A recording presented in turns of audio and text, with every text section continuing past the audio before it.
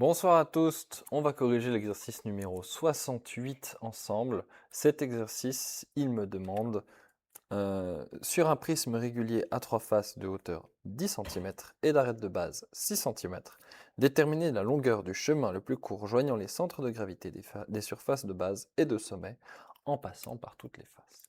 Donc, il va falloir réfléchir à mon objet 3D, prendre depuis chaque extrémité le haut et le bas, et faire une ficelle qui va tourner le long du truc pour arriver jusqu'au bout. On pourrait faire plein de calculs complexes. La méthode la plus simple, c'est comme le chapitre de l'exercice nous dit, il va falloir faire le développement du prisme. Le développement du prisme, ça veut dire que cette forme en 3D, on la déplie et on regarde euh, comment est-ce qu'il faudrait couper une feuille pour refaire ce prisme. Je me suis occupé de vous faire ce dessin. Donc, on a un triangle de base en bas et un triangle de sommet en haut.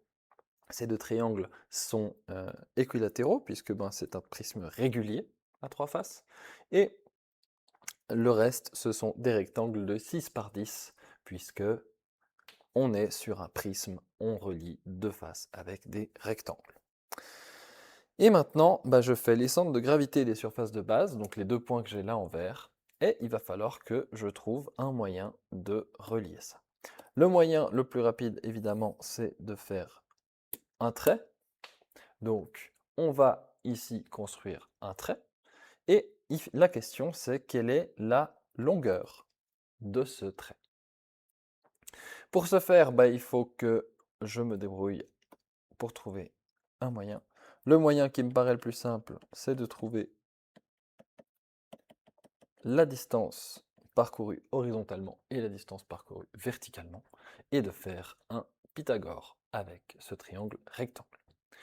La distance horizontale est assez simple à faire puisque le centre de gravité d'un triangle est au milieu de sa face. Donc ici, si j'avais 6, j'ai la moitié ici. Ici, si j'avais 6, j'ai la moitié là. Et ici, j'ai 6. 3 plus 6 plus 3, j'ai une longueur de 12 horizontale. Pas de souci.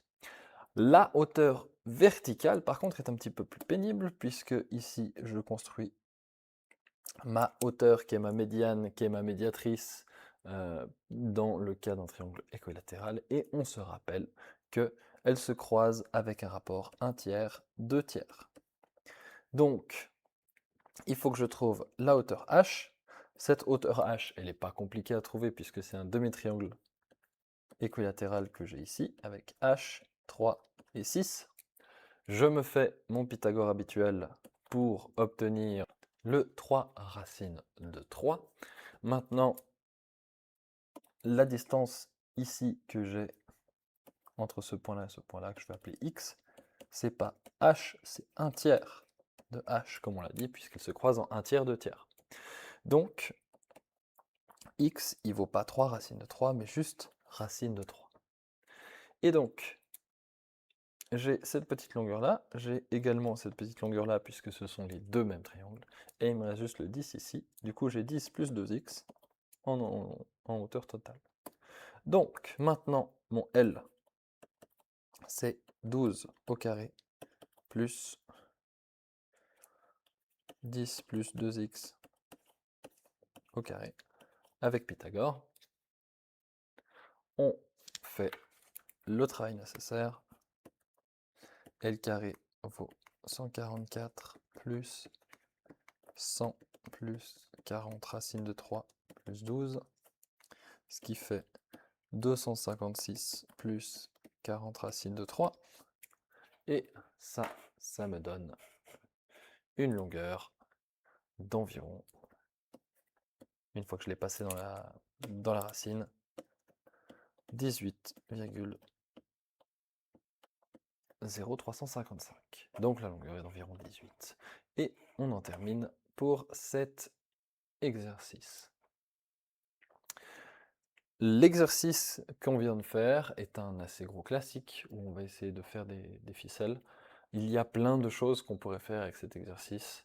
La première à laquelle je pense serait de calculer, voilà, là j'ai pu faire un trait qui touche rien.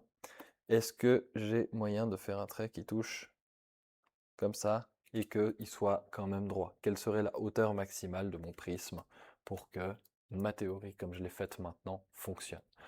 On pourrait aussi du coup avoir besoin d'autres angles et ça devient un exercice très compliqué si jamais la hauteur est plus petite que cette hauteur maximale que je viens de discuter. J'espère que c'est clair et je vous souhaite une bonne suite de calcul.